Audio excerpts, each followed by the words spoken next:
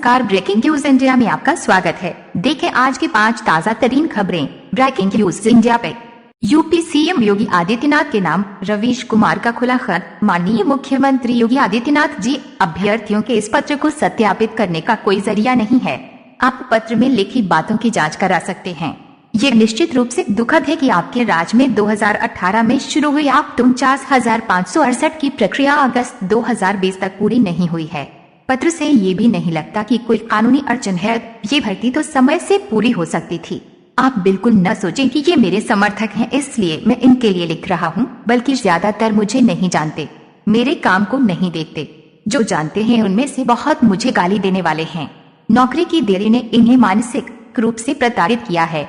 इस वजह से अपमान का घूंट पीते हुए मुझे पत्र लिख रहे हैं। ग्लानि तो होती होगी कि जिसे गाली दी है उसी से कहना पड़ रहा है। ये भी न सोचें कि मेरे पत्र लिखने से प्रभावित ये नौजवान मेरे प्रति बदल जाएंगे, बिल्कुल नहीं। बल्कि 2018 की नौकरी सीरीज से जिन्हें नौकरी मिली थी उनके कई नौजवान बताते हैं कि मेरी वजह से नौकरी मिलने के बाद भी जब उनके साथी मुझे गाली देते हैं तो उन्हें दुख होता है। वही कहते हैं कि सर आपने नौकरी सीरीज क्यों की, आप बंद कर दें। मैंने बंद कर दी।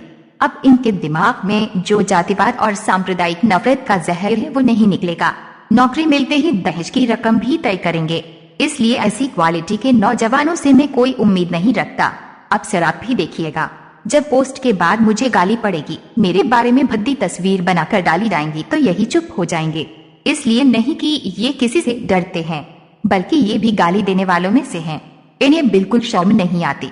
हुआ ये होगा कि जब कोई रास्ता न दिखा होगा तो मेरा नंबर बटा होगा, एक पोस्ट लिखा गया होगा और तय हुआ होगा कि रवीश कुमार को भेजो। ऐसे कई पोस्ट अलग अलग राज्यों से आते हैं। इतना अधिक मैसेज आता है कि मुझे ब्लॉक करना पड़ता है। एक दिन में 500 से 1000। मेरे पास सचिवालय नहीं है कि सारे मैसेज पढ़ूं और जवाब दूं। उंगलियों के पोर में दर्द उखड़ गया है। आप कहेंगे कि फिर मैं क्यों लिख रहा हूँ। नियति ने मेरे लिए एक सजा तय की है। जो लोग मुझ पर थूकते हैं, गाली देते हैं, जान से मारने की धमकी देते हैं, मुझे उन्हीं की सेवा करनी है। इनके घरों में जो गोदी मीडिया देखा जाता है ये वही देखते रहेंगे। इसलिए आप इन्हें अपना मानकर नौकरी दे दें। आप चाहेंगे तो हो जाएगा। 5 अगस्त को मंदिर के शिलान्यास के साथ एक भारत का उदय हुआ। नए भारत में पुराने भारत की इन लंबित भर्तियों को पूरा कर नई भर्तियां निकालें। आपका यश और फैलेगा। आपने मेरा पत्र पढ़ा, शुक्रिया। रवीश पत्र इस प्रकार है। इस पत्र से नहीं लगता कि इसमें कोई विवाद है। आप 49,568 भर्ती की प्रक्रिया 2018 से शुरू हुई थी। ये 2020 है। सेवा में विषय आरक्षी, नागरिक, पुलिस व आर्म्ड कांस्टेबलरी के पदों पर सीधी भर्ती। आप 49,568 महोदय अवगत कराना है कि वर्ष 2018 में पुलिस सिपाही के 49,568 पदों पर भर्ती के लिए आवेदन लिए गए थे, जिसका परीक्षा 27 व 28 जनवरी 2019 को संपादित किया गया था। उसके बाद भर्ती का अंतिम चयन परिणाम 2 मार्च 2020 को जारी किया गया था, किंतु परिणाम जारी हुए लगभग 6 माह बीतने को हैं, लेकिन चिकित्सा परीक्षण मेडिकल को लेकर कोई सूचना अभी तक जारी नहीं की गई है। बोर्ड से सवाल मांगने पर वह साथ साथ इंटरव्यू संपादित करवाने के बाद भी कोई स्पष्ट उत्तर देने के लिए तैयार नहीं है। वह साथ ही साथ बोर्ड कोविड-19 का सहारा ले लेता है, जबकि अब सभी शिक्षण संस्थान अपनी परीक्षा सुचारू रूप से करा रहे हैं। वह साथ ही साथ धन विभाग अपनी भर्ती के मेडिकल को भी करा रहे हैं। वो बेड के एग्जाम के समय क्या कोरोना की बंदिशें नहीं थी। सरकार इस दोहरे रवैये से बाहर निकले और अपना मत स्पष्ट करे, ताकि जो अभ्यर्थी हैं जिनकी अर्थव्यवस्था खराब है वो बाहर जाकर अपने परिवार का भरण पोषण कर सके। लेकिन उत्तर प्रदेश पुलिस प्रोन्नति बोर्ड मेडिकल कराने को लेकर तैयार नहीं है। अभ्यर्थियों की ये जानने की इच्छा है कि अगर बजट से संबंधित भर्ती में बाधा है तो वे अपनी बातों से क्लियर करें, ताकि अभ्यर्थियों को प्रतिदिन व्यय न करना पड़े। एक निश्चित संभावित दिनांक जारी करें ताकि मानसिकता का शिकार न होना पड़े। अतः आपसे अनुरोध है कि आप बोर्ड से मेडिकल प्रक्रिया कब से शुरू कराने के लिए अपने शब्द उनके सम्मुख रखेंगे, ताकि हमें एक निश्चित डेट मिल सके। धन्यवाद। लद्दाख, चीन बॉर्डर पर दुश्मन की नजर पड़े बिना तैनात हो सकेंगे टैंक और तोप। लेह, भारत और चीन के बीच तनाव कब खत्म होगा इसका अंदाजा लगा पाना भी मुश्किल है। लेकिन इस बीच अब लद्दाख में सेना की गतिविधियों को आसान बनाने के मकसद से एक और सड़क का निर्माण होने वाला है। युद्ध एजेंसी एनआई के मुताबिक इस सड़क की मदद से पाकिस्तान और चीन बॉर्डर पर टैंक्स और जवानों की तैनाती सुरक्षित ढंग से हो सकेगी। दुश्मन को पता भी नहीं लगेगा और भारत की सेनाएं अपनी तैनाती को मजबूत कर सकेंगी। आपको बता दें कि इस समय जो टकराव लद्दाख में जारी है उसकी वजह लद्दाख में एक सड़क का निर्माण ही है। मनाली से लेह तक होगी नई रोड। लद्दाख में जिस नई सड़क का निर्माण कार्य हो रहा है वह यहाँ पर तीसरी ऐसी सड़क है जो ऊंचाई वाले इलाकों को आपस में जोड़ेगी। यह सड़क मनाली से लेह तक होगी। इसके अलावा भारत सब सेक्टर नॉर्थ जो रणनीतिक तौर पर काफी अहमियत रखता है वहां तक संपर्क कायम करने की दिशा में भी काम कर रहा है। इसमें दौरत बेगोल्डी के अलावा दूसरे ऐसे इलाके भी शामिल हैं जिन पर पिछले 3 सालों से काम जारी है। इसके अलावा दुनिया के सबसे ऊंचे मोटरेबल रोड खारदुंगला पास से बाकी हिस्सों को जोड़ने का काम भी शुरू हो चुका है। आसानी से होगी तो और टैंक्स की तैनाती यूथ एजेंसी एनआई के मुताबिक मनाली से लेह तक निमू पदम ढांचा के जरिए बेहतर कनेक्टिविटी मुहैया कराने पर काम जारी है। इस सड़क के बन जाने से समय की बहुत बचत हो सकेगी। वर्तमान समय में श्रीनगर से जो जिला पास होते हुए और सार्चू के रास्ते मनाली होते हुए लेह पहुंचा जा सकता है। इस सड़क के तैयार हो जाने के बाद मनाली से लेह पहुंचने में 3 से 4 घंटे तक के समय की बचत हो सकेगी। इसके अलावा पाकिस्तान सेना और आतंकियों के साथ ही दूसरे दुश्मन की नजर सेना के मूवमेंट पर नहीं पड़ सकेगी।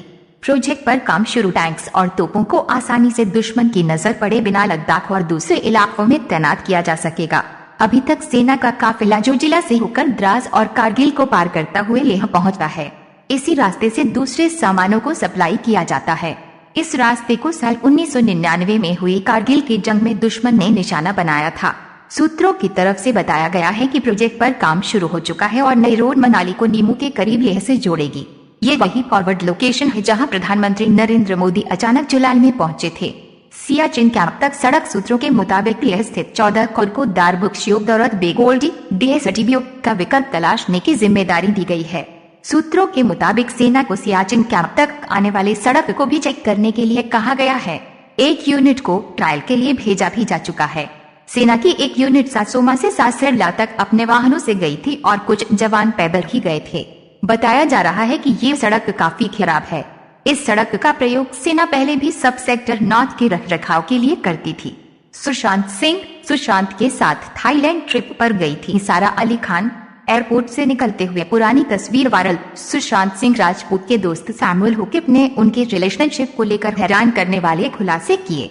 सैमुअल ने अपने सोशल मीडिया अकाउंट पर बताया था कि सुशांत और सारा अली खान एक दूसरे को डेट कर रहे थे। हालांकि दोनों के बीच किसी वजह से ब्रेकअप हो गया। इस खबर के बाद अब सारा अली खान और सैमुअल की तस्वीर सामने आई है। मीडिया रिपोर्ट्स के मुताबिक तस्वीर जनवरी 2019 की है, जहां सारा अली खान और सैमुअल मुंबई इंटरनेशनल एयरपोर्ट से निकलते हुए दिखे थे। सूत्रों के मुताबिक इस वक्त सुशांत और सारा थाईलैंड ट्रिप के बाद वापस लौटे थे। सैमुअल उन्हें एयरपोर्ट पर लेने पहुंचे थे। सैमुअल सारा के साथ थे जबकि सुशांत दूसरे गेट से निकले थे। सुशांत नहीं चाहते थे कि उन्हें साथ में कैमरे में कैद किया जाए। बताया जा रहा है तस्वीर 3 जनवरी 2019 की है। सुशांत और सारा की फिल्म केदारनाथ दिसंबर 2018 में रिलीज हुई थी। फिल्म को अच्छे रिस्पॉन्स के बाद दोनों छुट्टी बिताने के लिए साथ रवाना हो गए थे। बता दें कि सैमुअल ने इंस्टाग्राम पर लिखा था, मुझे याद है कि केदारनाथ के प्रमोशन के दौरान सुशांत और सारा को पूरी तरह से प्यार हो गया था। दोनों को अलग करना मुश्किल था। दोनों बहुत ही प्योर और बचपन की मासूमियत से भरे हुए थे। सुशांत और सारा में एक दूसरे के प्रति बहुत सम्मान था, जो आजकल रिश्तों में बहुत कम देखने को मिलता है। सैमुअल हुकिप ने आगे लिखा था, सारा सुशांत के साथ उनके जीवन में मौजूद परिवार, दोस्त और स्टाफ सभी का सम्मान करती थी। मुझे आश्चर्य है कि सोनचिरैया के बॉक्स ऑफिस प्रदर्शन के बाद सारा अली खान ने सुशांत सिंह राजपूत के साथ रिश्ता तोड़ने का फैसला किया था। क्या वो बॉलीवुड माफिया द्वारा किसी भी तरह के बनाए गए दबाव के कारण हुआ था? वर्ल्ड कप जीतने वाला क्रिकेटर सब्जी बेच रहा है। एक्टर इरफान जब अपनी बीमारी से लड़ते हुए आखिरी दिन बिता रहे थे, तब उन्होंने एक चिट्ठी लिखी थी अपने चाहने वालों के नाम। इरफान के जाने से ठीक पहले की चिट्ठी इरफान ने लिखा था, मेरा अस्पताल और लॉर्ड्स का मैदान बिल्कुल आमने सामने हैं। अब मुझे समझ में आता है कि जिंदगी के खेल और मौत के खेल में महज सड़क भर का फासला होता है। भारत खेल का देश है, क्रिकेट का महादेश। खेल के नाम पर क्रिकेट जिसकी धमनियों में उछाल मारता हो। इसे शायद ही याद हो कि साल 2018 में इस मुल्क ने एक वर्ल्ड कप जीता था, ब्लाइंड वर्ल्ड कप, जहां क्रिकेट नजर से नहीं नजरिए से खेला जाता है। साल 2018 का ब्लाइंड वर्ल्ड कप भारत ने जीता था। मीडिया रिपोर्ट्स बता रही हैं कि इस विनिंग टीम का एक खिलाड़ी सब्जी बेचने को मजबूर है। नरेश तोमरा उस प्लेइंग 11 का हिस्सा थे जिस टीम ने वर्ल्ड कप उठाया था। 2 साल भी नहीं बीते और नरेश अहमदाबाद में सब्जी बेच रहे हैं। शारजाह में पाकिस्तान के खिलाफ चुनौतीपूर्ण लक्ष्य का पीछा करते हुए भारत की ब्लाइंड क्रिकेट टीम ने 2018 में ये वर्ल्ड कप जीता था। नरेश ने मीडिया को बताया, नरेश अब अहमदाबाद की जमालपुर सब्जी मंडी में छोटी सी टपरी चलाते हैं। महामारी की वजह से आर्थिक मंदी में नरेश को यही तरीका सूझा जीवन चलाने के लिए। पैसों की आमद न हो तो 5 लोगों का परिवार नरेश कैसे चलाएं? वर्ल्ड कप उठाते हुए किसी जर्नलिस्ट ने सवाल किया होगा तो नरेश ने अपने ख्वाब के बारे में बताया होगा कि हम से क्यों ने अपना तिरंगा कभी देखा भी नहीं, लेकिन ख्वाब के सबके अपने अपने रंग हैं। उसे तिरंगे के लिए ये विश्व कप जीता। आज नरेश से जब कोई पूछता होगा भैया टमाटर क्या भाव है, कोई बता रहा था आप क्रिकेट भी खेले हो, इस पर नरेश क्या जवाब देते होंगे? सवाल यही है क्योंकि देश के लिए पहनी गई जर्सी और तिरंगे का क्या जवाब है। IPL 2020 के लिए सबसे पहले कौन सी टीम पहुंची? UAE. Rajasthan Royals, Kings XI Punjab और कोलकाता नाइट राइडर्स की टीमें 19 सितंबर से शुरू हो रहे IPL के लिए यूएई पहुंच चुकी हैं। सबसे पहले रॉयल्स और XI की टीमें चार्टर्ड फ्लाइट के जरिए दुबई पहुंची। इसके बाद शाम में केकेआर की टीम अपनी बेस अबू धाबी पहुंची। भारत से यूएई निकलने से पहले प्लेयर्स का कई बार टेस्ट हुआ था। अब यूएई में प्लेयर्स 6 दिन क्वारंटीन रहेंगे। इसमें पहले, तीसरे और छठे दिन उनका कोविड टेस्ट भी होगा। सारे टेस्ट में नेगेटिव आने के बाद प्लेयर्स टूर्नामेंट के बायो बबल में एंट्री कर अपनी ट्रेनिंग शुरू करेंगे। प्लेयर्स और सपोर्ट स्टाफ को टूर्नामेंट के हर 5वें दिन टेस्ट कराना होगा। तीनों टीमों ने अपने प्लेयर्स और सपोर्ट स्टाफ की तस्वीरें सोशल मीडिया पर शेयर की। इन तस्वीरों में रॉयल्स की पूरी टीम PPE किट में दिखी। Defending champions Mumbai Indians, Chennai super Kings और रॉयल चैलेंजर्स बेंगलुरु की टीमें शुक्रवार 21 अगस्त को यूएई पहुंच जाएंगी। बची हुई 2 टीमें सनराइजर्स हैदराबाद और दिल्ली कैपिटल्स वीकेंड में यूएई लैंड करेंगी। इस बार दुबई, अबू धाबी और शारजाह मिलाकर 53 दिनों में कुल 60 मैच खेले जाएंगे। इससे पहले भी यूएई में IPL हो चुका है। साल 2014 में आम चुनाव के चलते IPL के शुरुआती मैच यहाँ खेले गए थे।